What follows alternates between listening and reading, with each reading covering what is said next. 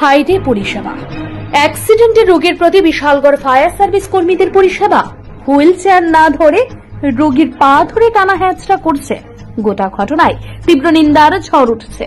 বর্তমানে বিশালগড় ফায়ার সার্ভিসের একাংশ কর্মীরা নিজেদের মর্জি মাফিক কর্তব্য পালন করে যাচ্ছেন, একাংশ আবার দুর্ঘটনাস্থলে ছুটে গিয়ে জলের পাইপ কিংবা টলি ছেড়ে দিয়ে ক্যামেরা হাতে নিয়ে সাংঘাতিকরা নেমে পড়েন।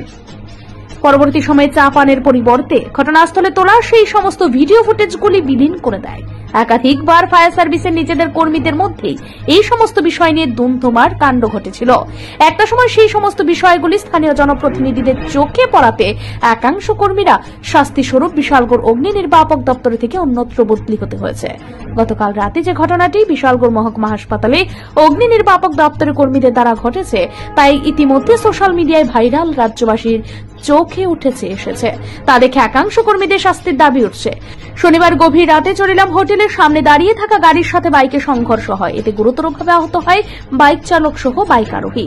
দুর্ঘটনার পর আহত নিমাই দেবনাথ এবং কিশোর ঘোষকে উদ্ধার করে বিশালগড় মহকুমা হাসপাতালে নিয়ে আসার পর দুর্ঘটনাগ্রস্ত নিমাই দেবনাথ প্রচন্ড আঘাতপ্রাপ্ত হয়। ঠিক সেই সময় বিশালগড় অগ্নি নির্বাপক দপ্তরে কর্মী বিষ্ণু দেবনাথ নিমাই দেবনাথের পা ধরে টেনে হেঁচড়ে হাসপাতালের মধ্যে নিয়ে যাচ্ছে। যদিও বিশালগড় মহকুমা হাসপাতালে যে হুইল চেয়ারে আহত নিমাই দেবনাথকে বসানো হয়েছিল তার একটি চাকা বিকল ছিল।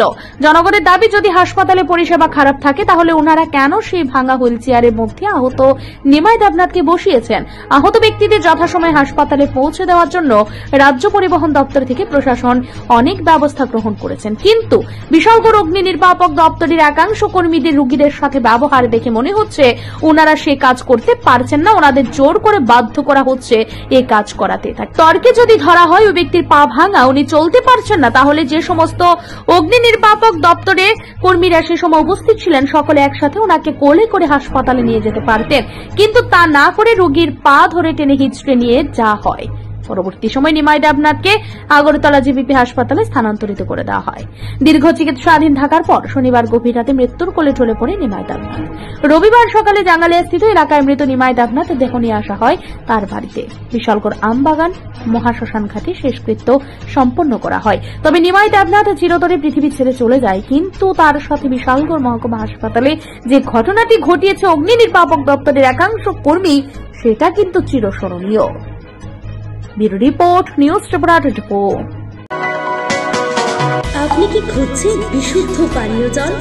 তাহলে আজই বেছে নিতে হবে অত্যাধুনিক প্রযুক্তি ও পরীক্ষা নিরীক্ষার মাধ্যমে প্রস্তুতকারী পানীয় জল Acme.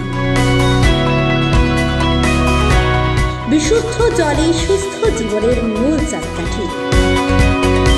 Acme package drinking water.